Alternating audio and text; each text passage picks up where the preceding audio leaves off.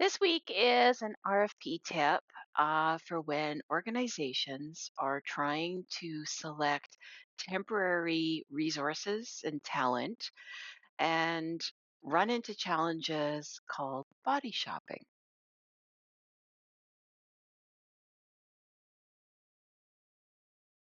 Hello and welcome. My name is Katherine and I'll be your procurement guide to various tips and tricks on procurement in Canada. Although a lot of the tips and tricks that we go through may apply to other countries as well, I tend to focus a lot on the nuances in Canada due to the differences in our laws and policies. But a lot of these things apply elsewhere and in the private sector as well. And this week's topic applies to anybody who is using a competitive process for seeking talent. On an as and when requested basis. They're not actually looking for temporary employees, but looking for talent to come into projects as and when requested because it's not something that's a set job, set position. What is body shopping? It's basically when a firm selects a candidate without necessarily fully vetting them against your specific requirements. They might be relying on like a quick job posting when they see your competitive process to just pull in a resource that has experiences, submitting them for you to determine if they meet your requirements. So, an example and kind of a story to help give an example of this. I had a client, it was public sector, who had some software development projects in programming, and they needed resources to assist on some of the technical aspects that they didn't have in house and just to augment some of their internal staff requirements as well. So they did a competitive process for the project. Ultimately, lowest price won because they had weighted price about 30% on the whole. So sometimes lowest price will win, and this particular vendor was significantly lower. However, they ran into problems because the resources kept leaving. And this particular vendor would take almost 4 to 5 weeks to be able to replace the resource. Like it would take a couple of weeks to find someone, submit their resume for review, approve, and then get them onboarded.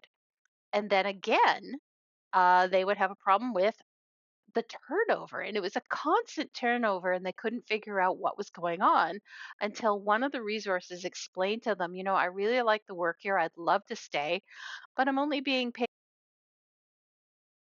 They were dumbfounded at how low an IT person was being paid compared to the rate they were paying the company.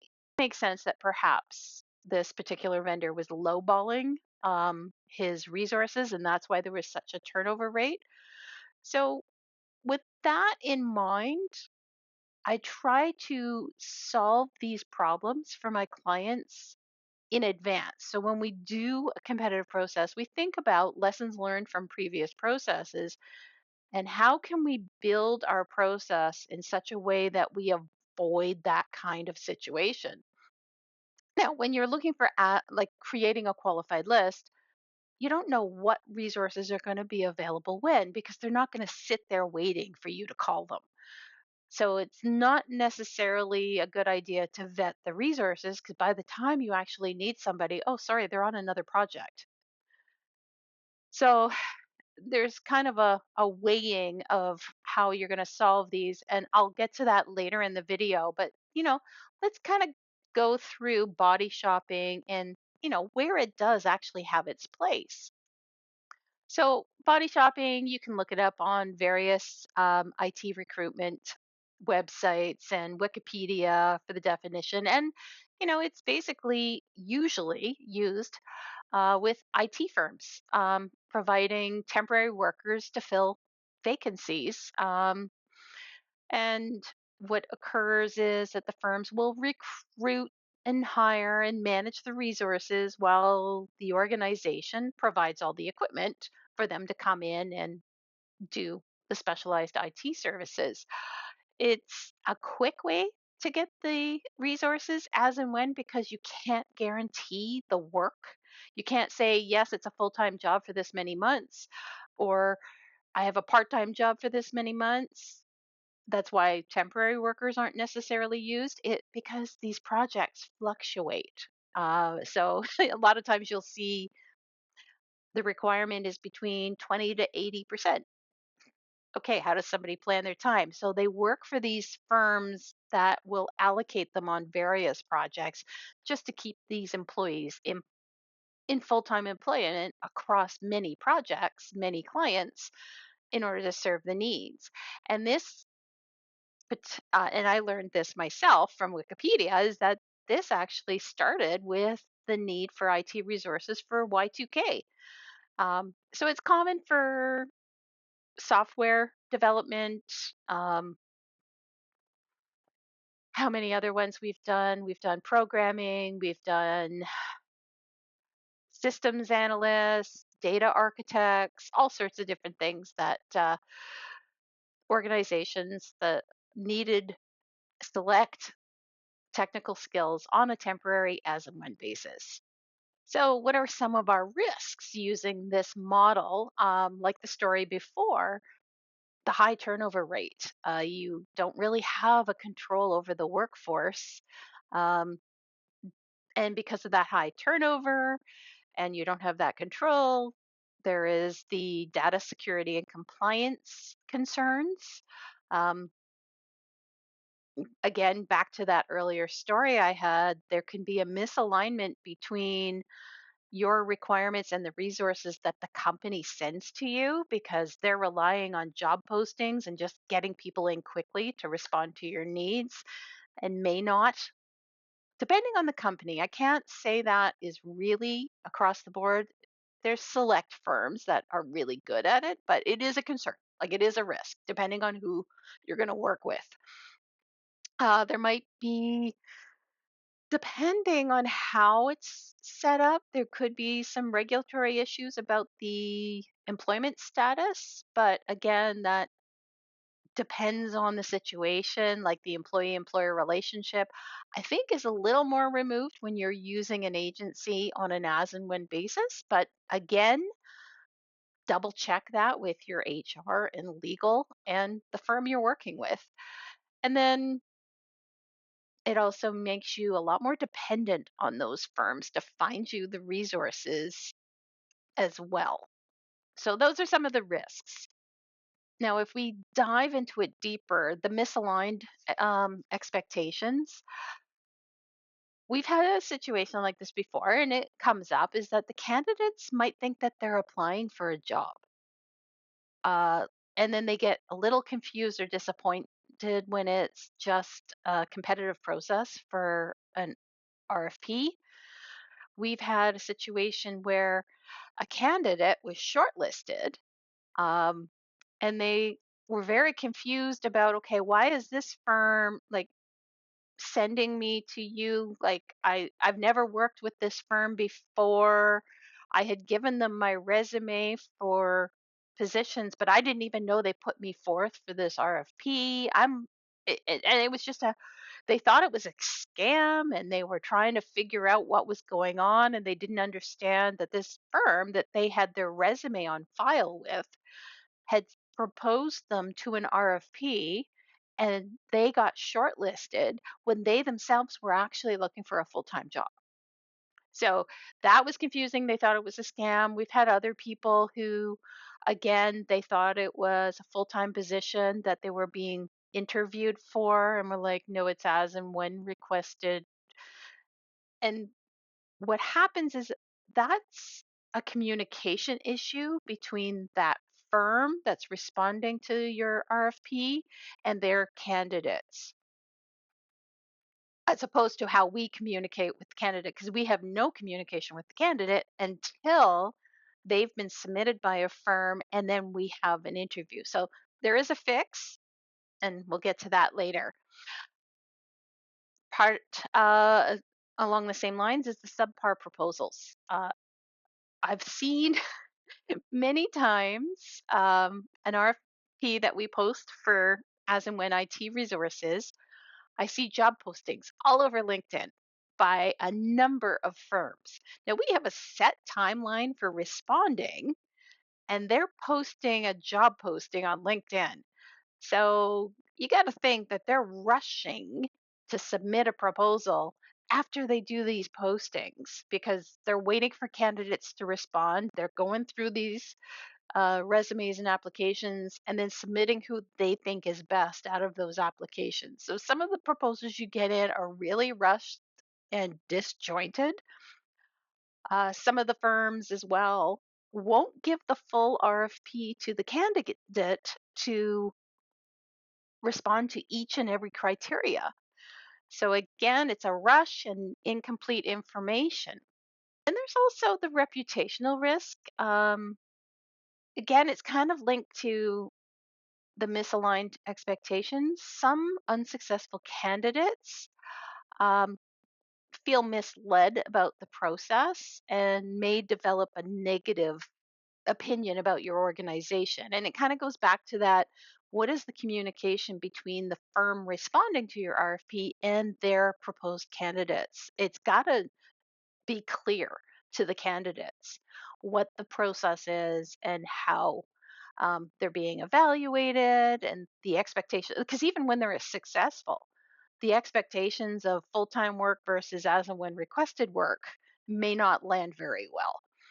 And again, the high turnover, some of these firms are constantly just job postings. If they haven't worked with these candidates before, or they're marking up their rates so much or pushing these candidates for such a low hourly rate so that they can make their overhead, it creates a lot of churn for your project. So how can you protect your organization when you run one of these processes? Couple of things that you can add to your request for proposals, request for qualifications process to vet and try to minimize these other risks.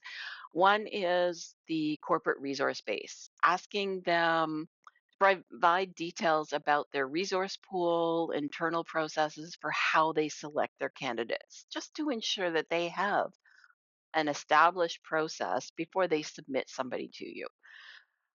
What is their turnover rate? Certainly ask them, what is the turnover rate of their resources?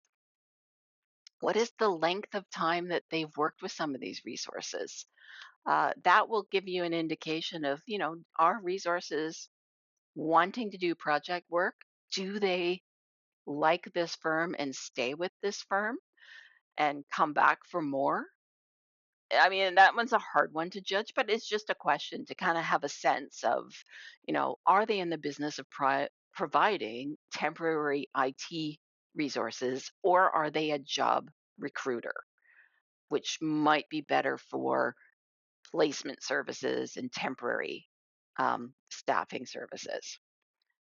Um, in the process, allow for a step in your process that you do your own screening of the qualifications and experience of the individual proposed. And that's where I was speaking earlier, is that we allowed for a shortlist process to vet the top scoring proposed candidates. So some of the strategies to reduce it when we're doing the IT, do a thorough vetting of your providers, evaluate the recruitment processes, training programs, their track record, check their references and client experiences. Clearly define your project requirements so that you specify the skills, experience, and scope so that you ensure you get a good alignment with the capabilities and project needs of strong and clear data security measures. Use the confidentiality agreements, clarify what the organization must do with their resources for sign offs, compliance with security, and then just ensure compliance with whatever your relevant data protection regulations are. Have a clear communication channel, set up the process for managing the remote or contract workers, however you're going to deal with that and ensure you have that clearly established upfront in your RFX process. There's nothing worse than having a firm provide you with a candidate from another province when you're expecting on site delivery. Sure, it's completely clear. I don't mean like full time on site delivery, but there are sometimes requirements where you need a person on site for meetings or for specific services and tasks.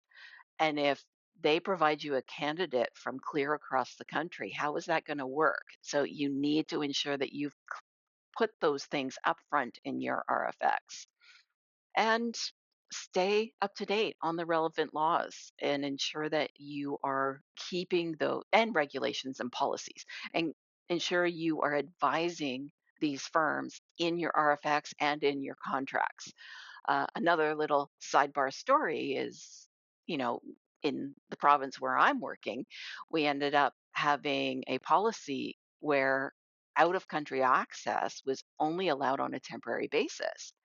And we had to ask for it in advance on behalf of our contractors and employees.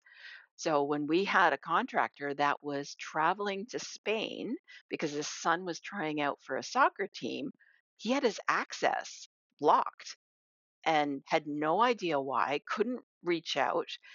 And we didn't understand why because we were not aware at the time of the change in policy. So it's always a good idea, make sure you're up to date on those types of things because it was something we never would have thought of.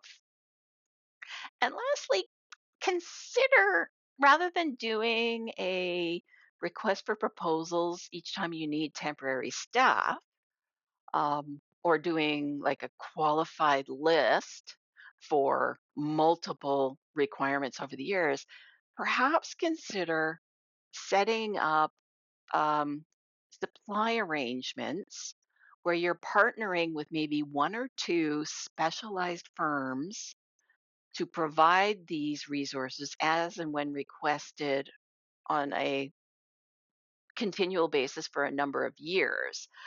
Then they generally will have the expertise and base of IT specialists, and they can provide those additional layers of protection and work with you on ensuring the data compliance, security compliance, etc., because it's more of a partnership between the organizations. Anyways, I hope this helps. And this doesn't just apply to IT, although it's mostly used in IT. But if you have any questions, please drop them in the comments below, and we'll see you next week.